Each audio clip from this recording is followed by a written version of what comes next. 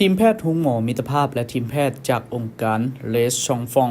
ดุยโนมาประเทศฝรั่งจัดกิจกรรมผ่าตัดปิ้นปัวซกแหว่งเพดานโหวก็สามารถนำพาลูกหลานของทานนั้น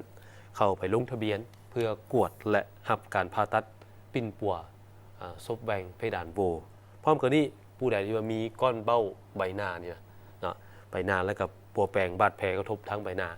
เพื่อนเนี่ยชี้ปิ้นปัวให้โดยบุเสียค่าอยู่ห้องหมอมิตรภาพทีมแพทย์ทุงหมอมิตรภาพและทีมแพทย์จากองค์การเลสชองฟองดุยโนมาประเทศฝรั่งจัดกิจกรรมผ่าตัดปิ้นปัวซกแหว่งเพดานโหวก้อนเบ้าใบหน้าและปัวแปลงบาดแผลกระทบใบหน้าแบบบ่เสียค่าตั้งแต่วันที่11 มีนาคม 2025ที่ห้องหมอมิตรภาพกิจกรรมผ่าตัดแบบบ่เสียค่าในครั้งนี้ได้รับการสนับสนุนจากสมาคมมนุษยธรรมสมาคมการแพทย์ฝรั่งลาวนำโดยประธานสมาคมศาสตราจารย์ดร.อานฟองปรุยเกเล็กพร้อมด้วยทีมงานเชี่ยวชาญในการผ่าตัดเกี่ยวกับด้านแข้วค้างหน้าเด็กขององค์การโนมาที่จะมาดำเนินกิจกรรมผ่าตัดให้เด็กน้อยอายุต่ำกว่า5ปีที่มีปัญหาปากแหว่งเพดานโหวก้อนเบ้าอยู่หน้าผลกระทบหลังจากบาดแผลถูกไฟไหม้อันรุนแรงห้อยแป้วที่โหดร้ายและอื่นโอกาสดีที่ว่าทางทิมผ่าตัดโนมาพยาธิโนมาเป็นพยาธิเนื้องอกเนาะอยู่ในใบหน้าต่างๆฮั่นเนาะจากประเทศฝรั่งเศสที่ว่าเพิ่นได้มาช่วยผ่าตัดโดยบ่เก็บค่าที่ของหมอมิตรภาพเนาะวิชาเฉพาะของเพิ่นนะแม่นว่าผ่าตัดอันการผิดปกติของใบหน้าเนาะจะเป็นเนื้องอกบ่หรือจะเป็นซบแหว่งเพดานโหวบ่หรือว่าเกิดจากบาดแผลที่บ่จบบ่งามนะเป็นเพิ่นจับปิ่นปัวเฮ็ดจังได๋ให้มันงามหรือว่าค่ายคือปกติคือเก่าเนาะขอเชิญชวนท่านใดที่สนใจนำพาลูกหลานของท่านที่มีอายุต่ำกว่า5ปีเข้ามาลงทะเบียนเพื่อเข้ากวดที่ห้องหมอมิตรภาพตึกห้องประชุมหลังคาสีแดงข้างตึกฉุกเฉินเริ่มตั้งแต่วันอังคารที่11 มีนาเวลา 8:30 เป็นต้นไปก็เป็นกิจกรรมที่ดีเพิ่นจัดขึ้นทุกๆปีก็ว่าได้เนาะเพิ่นเป็นการช่วยเหลือผู้ที่ว่า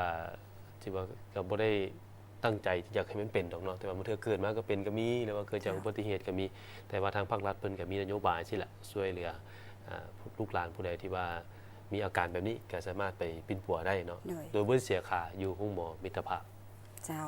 มาต่อที่ความคืบหน้าของการขยายบาทางในโครงการขนส่งแบบยืนยงในตัวเมืองนครหลวงเวียงจันทน์รถเมล์ด่วน BRT สำเร็จไปแล้ว 58.4 ส่วนห้อยและบางจุดก็สำเร็จไปแล้วเกือบ100 ส่วนห้อยในตอนเช้าวันที่ 12 มีนาคม 2025ทานคำแสน ศรีวงศ์ไซผู้จัดการโครงการขยายบาทางในโครงการขนส่งแบบยืนยงในตัวเมืองนครหลวงเวียงจันทน์รถเมล์ด่วน BRT รายงานว่าปัจจุบันการขยายบาทางมีความคืบหน้าอยู่ 58.4 ส่วนห้อยจากระยะทาง 9 กิโลเมตรกว่าแต่หน้าโรงเรียนมัธยมตอนต้นสินไซ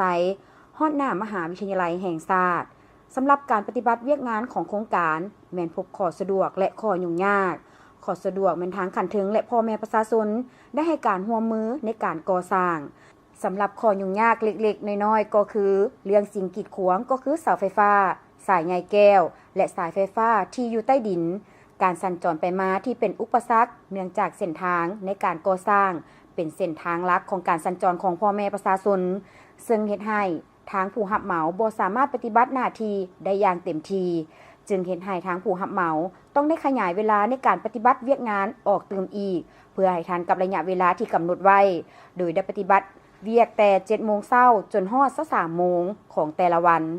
ในการรับประกันความปลอดภัยตามท้องถนนทางผู้รับเหมาโครงการก็ได้ติดไฟเน่งสายกั้นสะท้อนสีเพื่อให้เห็นแจ้งในตอนกลางคืนมีจ่วยกั้นเขตความปลอดภัยเพื่อให้ผู้ใช้รถใช้ถนนฮู้เขตที่ปลอดภัยในการสัญจรแต่ปศุสัยมหาวิทยาลัยดงโด่งนี้ถือว่าพอฮอดปัจจุบันนี้โครงการเฮามีความคืบหน้าอยู่ 58.4% เนาะสำหรับโครงการของเฮานี้สำหรับข้อสะดวกเนาะข้อสะดวกนี่ก็คือทั้งขั้นถึงของเฮาเนาะแล้วก็ทั้งพ่อแม่ประชาชนก็ให้ความร่วมมือและให้การสนับสนุนในการก่อสร้างของเฮานี้ สำหรับ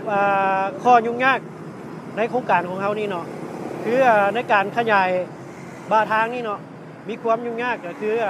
เรื่องสิ่งกีดขวางต่างๆเนาะคือเป็นเสาไฟฟ้าบ่ระบบใต้ดินเนาะก็คือสายไฟที่อยู่ใต้ดินแล้วก็สายใยแก้วต่างๆ ที่ว่ามีผลกระทบและความยุ่งยากในการก่อสร้างของเขานี่เนาะแล้วก็ปริมาณการสัญจรที่ว่าทางของเขานี่เป็นทางสายลักเนาะมีความแออัดหลายก็ตัวนี้ก็มีความยุ่งยากในการก่อสร้างของเขาเนาะเพราะว่าเขาบ่สามารถเฮ็ดเวียกได้เต็มสมรรถภาพเนาะเขาก็ได้มีการขยายเวลาขึ้นไปเติมอีกเนาะสำหรับตัวไฟอำนาจที่ว่ามีผลกระทบเนาะคือสายไฟอยู่ใต้ดินนี้เนาะที่ว่าถึกการก่อสร้างที่มีผลกระทบนี้คาดว่าจะให้สำเร็จภายในมื้อนี้เนาะเพราะว่าได้เอาทีมงานไฟฟ้าลงมาตรวจสอบแล้วเนาะเพื่อเช็คคืนเนาะหน้าเวียกลักๆที่ว่าเฮ็ดนี่เนาะ1มาก็แม่นขยายบ่าทางเนาะขยายบ่าทางเราจะแบ่งเป็น3ช่วงเนาะช่วงที่1แต่ประตูไซฮอดวงเวียน450 ปีหั่นช่วงที่2แม่นแต่4แยกไฟแดง450 ปีหาวิทยาลัยดงโดมตัวนี้แม่นเฮาสำเร็จการก่อสร้างขยายบ่าทางสำเร็จเนาะแล้วก็คาดว่าจะสำเร็จโครงการนี้ภายในท้ายเดือน7ปี2025นี่เนาะในปัจจุบันเส้นทางแต่คอยพ้นเข็งไปหาไฟอำนาจหอประชุมแห่งชาติในระยะนี้พบความยุ่งยากและแออัดเนื่องจากอยู่ในระยะการขยายบ่าทางเหตุให้ไฟอำนาจบ่สามารถใช้ได้ซึ่งผู้รับเหมาโครงการดังกล่าวได้เล็งมือและประสานกับภาคส่วนเกี่ยวข้องเพื่อแก้ไขปัญหาดังกล่าวคาดว่าไฟอำนาจจะสามารถกลับมานำใช้ได้และอำนวยความสะดวกในการสัญจรภายในอาทิตย์นี้โครงการขยายบ่าทางได้สร้างสำเร็จเกือบ100 ส่วนห้อยในบางจุดเส้นเขตไฟอำนาจ450 ปีไปหาหน้ามหาวิทยาลัยแห่งชาติแม่นสำเร็จเกือบ100 ส่วนห้อยสำหรับโครงการดังกล่าวนี้คาดว่าจะให้สำเร็จทั้งหมดภายในเดือนกรกฎาคมปี 2025แนวใดก็ตามในระยะนี้ก็ขอเรียกร้องให้บรรดาผู้ใช้เส้นทางดังกล่าวมีความระมัดระวังและค่อยไปค่อยมาเพื่อความปลอดภัยของทานอีกด้วย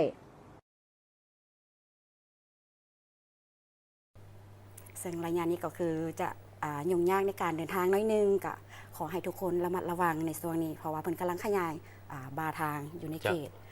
แถว4แยกไฟแดงโพนเค็งลงมาหา